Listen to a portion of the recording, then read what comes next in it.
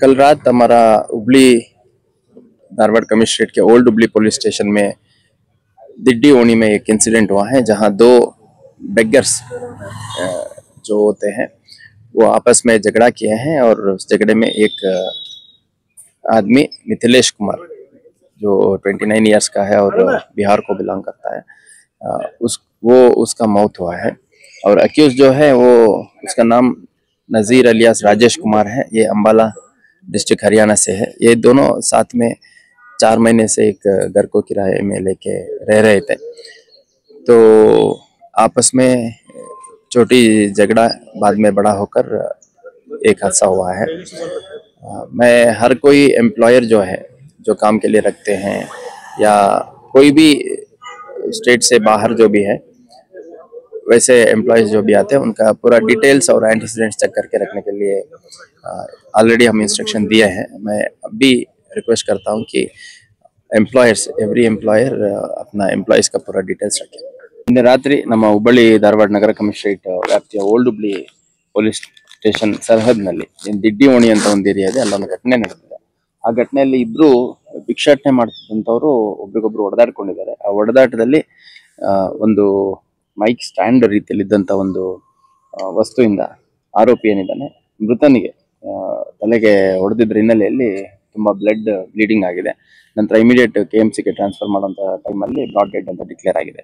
ಈ ಇಬ್ರು ವ್ಯಕ್ತಿಗಳು ಭಿಕ್ಷಾಟನೆ ಮಾಡಿಕೊಂಡು ಇದ್ರು।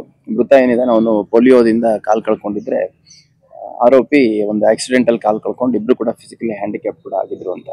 ಇವರು ದಿಡ್ಡಿ ಓಣಿ ಅನ್ನುವಂಥ ಏರಿಯಾದಲ್ಲಿ ಅಲ್ಲೊಂದು ಮನೆ ಮಾಡಿಕೊಂಡು ಅವರ ಪರಿಚಯಸ್ಥರು ಕುಟುಂಬ ಸದಸ್ಯರ ಜೊತೆಗೆ ಇದ್ರು, ಒಂದು 5-6 ಜನ ಅನ್ನುವಂಥದ್ದು। ಮತ್ತೆ ಅದೊಂದು ಹಬ್ಬದ ಹಿನ್ನೆಲೆಯಲ್ಲಿ ಒಂದು 3-4 ಜನ ಏನ್ ಜೊತೆಗಿದ್ರು, ಅವ್ರ ಫ್ಯಾಮಿಲಿ ಇದ್ರು ಅಂತ, ಅಂದ್ರೆ ಗಂಡು ಮಕ್ಳು ಹೆಣ್ಮಕ್ಳು ಮಕ್ಕಳೆಲ್ಲ ಜೊತೆಗಿದ್ರು ಅಂತ।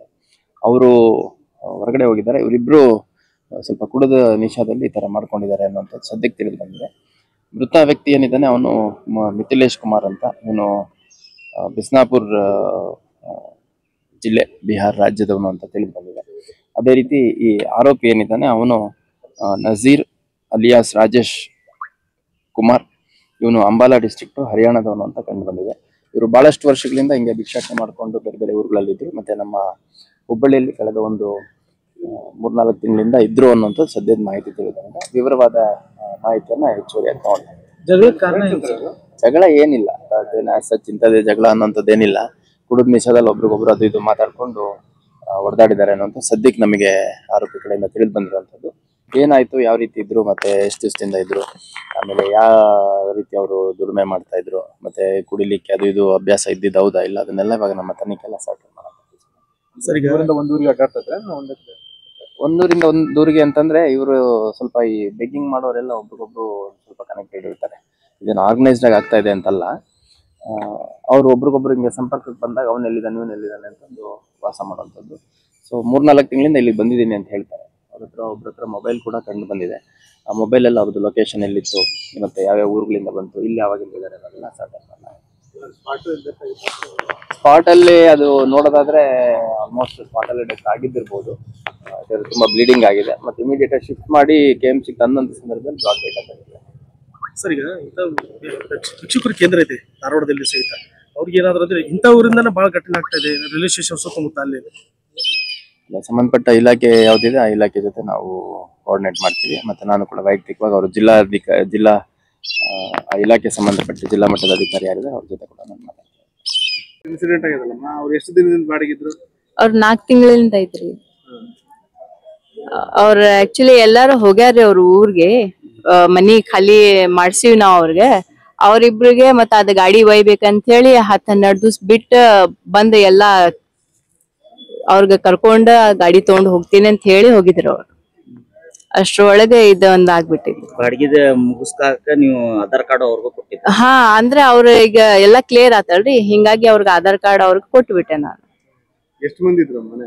ಅವ್ರ 10 ಮಂದಿ ಇದ್ರಿ। ಹಾ, ಮಕ್ಕಳು ಎಲ್ಲ?